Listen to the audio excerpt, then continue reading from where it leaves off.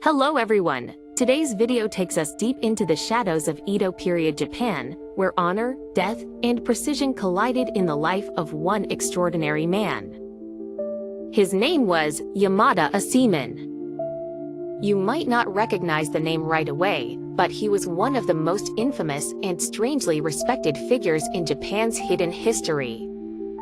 His job? Executioner. A man who made a living by taking lives. In Edo-era Japan, cutting off a criminal's head wasn't just about punishment. It was a performance, a ritual, a test of skill, discipline, and philosophy. Think about it. To cleanly sever a human head in one strike isn't something just anyone could do. It required intense training, absolute precision, and an almost machine-like detachment. In Europe, execution was often done with heavy axes or, later, the guillotine. But in Japan, it was done with a single katana, one clean motion. Which meant if you missed or hesitated, it could turn into a gruesome, tortuous mess. So who was skilled enough to do it right? Yamada Asaemon was more than just an executioner. He was a master swordsman, a legendary tester of blades, and even a dealer in medicines made from, well, let's just say, human ingredients. In this video, we'll follow his life and explore what it meant to be a professional executioner in feudal Japan. We'll uncover the brutal logic of Edo-era justice, the terrifying artistry of swordsmanship, and the strange line between death and honor. Some parts may be graphic, but to understand history fully, we can't look away. Here's something most people don't realize: Yamada Asaemon wasn't just one man's name. It was a title, passed down through generations. Historians believe there were at least 8 or 9 men who carried that name. The first Asaemon Sadamitsu was a masterless samurai, a ronin. He rose to fame through a position called Odoshigoto, or official sword tester. This wasn't ceremonial work, it was deadly serious. To test the quality of a blade, one had to strike down actual human bodies, dead criminals, of course. It was called tameshigiri, or test cutting. Incredibly, the sharpness of a sword was measured by how many bodies it could cut through in one strike. They even had rankings. Sanin di Jiri, cutting through 3 torsos in one slash, was considered elite. Think of it like Formula 1 racing, but with swords. Both the craftsman who forged the blade and the man who swung it were being tested. But where did they get the bodies? That's the part most people don't talk about. They came from executed criminals provided the corpses met certain standards. They couldn't be diseased, decayed, tattooed, or female. The body had to be clean to avoid polluting the sacred blade. The samurai culture of the time viewed swords as more than weapons; they were spiritual artifacts.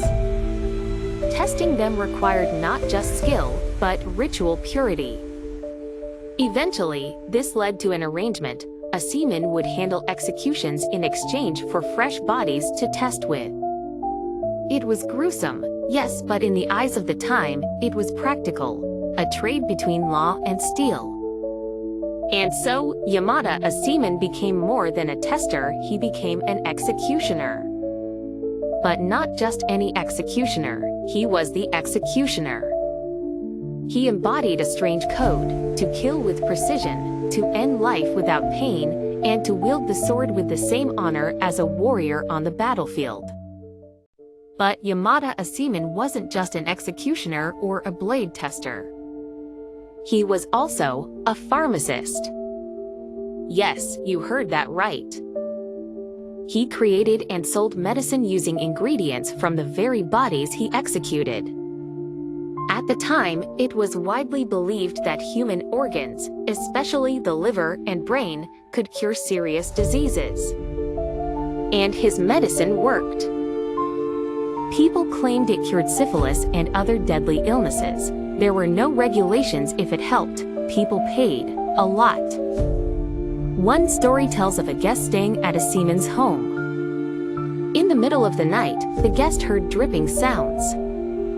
Rain? No? In the morning, he discovered human intestines hanging from the eaves, draining into buckets.